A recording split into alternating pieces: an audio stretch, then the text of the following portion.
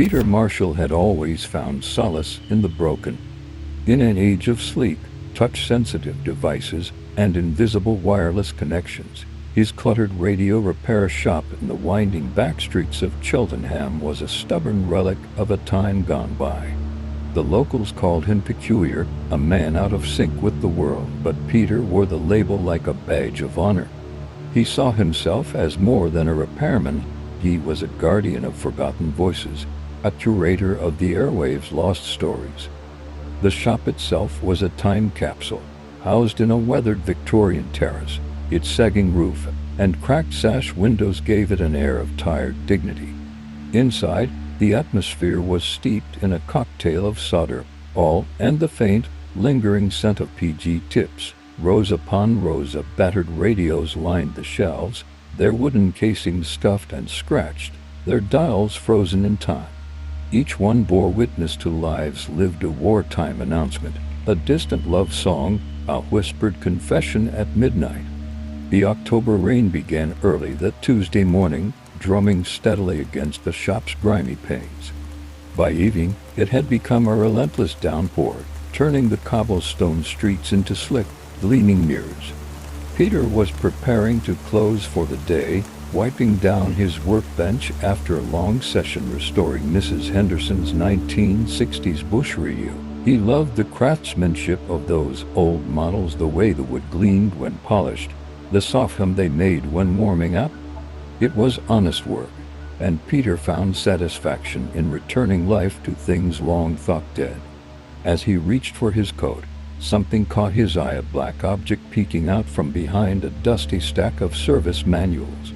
Frowning, he moved the books aside and revealed a radio he didn't recognize. At first glance, it was unremarkable, a simple black box, smooth to the touch and devoid of any logos or markings. No Roberts, no hacker, no indication of its origin at all. Its knobs were unusually plain, its dial glowing faintly with a sickly green hue. Peter stared at it, a creaking unease settling in. He prided himself on his meticulous inventory. Every radio that passed through his hands was logged in his leather-bound ledger. Yet this one was a stranger. "Where did you come from?" he murmured. Curiosity stirred within him. He set the radio on his workbench and examined it more closely. The casing was unnaturally smooth, like polished obsidian, and it felt faintly warm, even though it had been tucked away in the cold shop all day. There were no screws, no seams, no apparent way to open it. Unable to resist, Peter plugged it in. The radio emitted a low hum, softer than most, but richer, almost alive. He turned the dial, moving past familiar stations, Radio 4, Radio 2, and static-filled gaps between frequencies, and then he heard it, a whisper. Peter froze. The sound was faint, buried in the static, but unmistakable. Most would dismiss it as interference, but Peter had spent decades with radios. He knew every crackle, every buzz, every hiss that faulty wiring or atmospheric conditions could produce. This was different, structured, deliberate. He leaned closer, adjusting the fine-tuning knob with care. The whisper sharpened into words. "Back garden gate's broken. She's upstairs watching Coronation Street. Doesn't hear him coming out the stairs." His breath caught. The voice described a break-in, specific, detailed, happening right now. The Thompson house, 3 streets away. Peter's hand shook as he reached for the phone. Should he call the police? What if he was wrong? But what if he wasn't? When the Gloucestershire Echo arrived the next morning, it confirmed what Peter had feared. Police had interrupted an attempted burglary at the Thompson residence, saving Sarah Thompson from a potential tragedy. She'd been watching television, blissfully unaware of the intruder lurking in her home. Peter couldn't shake the feeling that had settled in his chest. That night, after the shop had gone quiet, he plugged the radio in again. The whispers returned. "Arguing over the will. He's hiding the second set of keys. The council leader's meeting his lover at the premiere and tonight. She's lying about the test results. Afraid to tell her husband.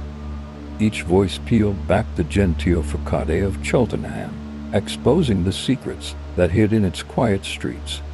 Peter began writing everything down, filling notebooks with the revelations. Sometimes he confirmed them with casual questions at the pub or snippets from the local paper. The radio was always right, but as the days passed, Peter began to change. The shadows under his eyes darkened, and his movements grew erratic. He stopped taking new repair jobs, claiming his backlog was insurmountable. The whispers became a fixation, filling his waking hours and haunting his dreams.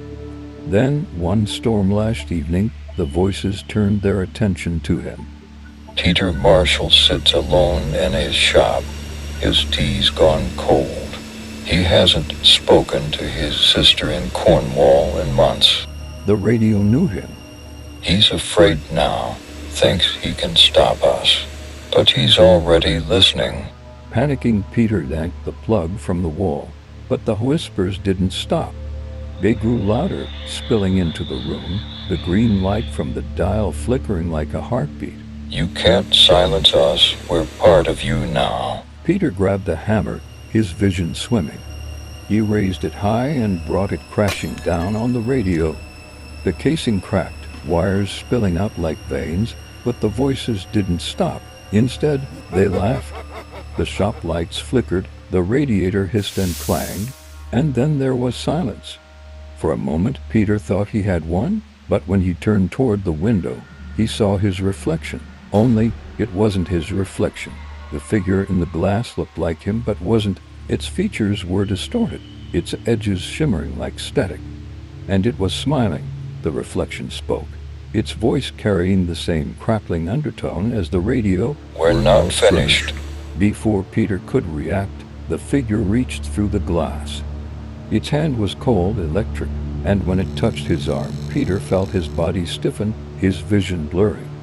The world around him dissolved into static, and he was pulled into the glass. The next morning, the shop opened as usual. The man behind the counter looked like Peter, but those who knew him noticed something was off. His eyes were distant, his voice flat. Late at night, passers-by swore they heard whispers emanating from the darkened shop, voices tangled and static. And somewhere, trapped in an endless sea of frequencies, the real Peter Marshall screamed. But his cries were lost in the hum of the airwaves, just another ghost among the static.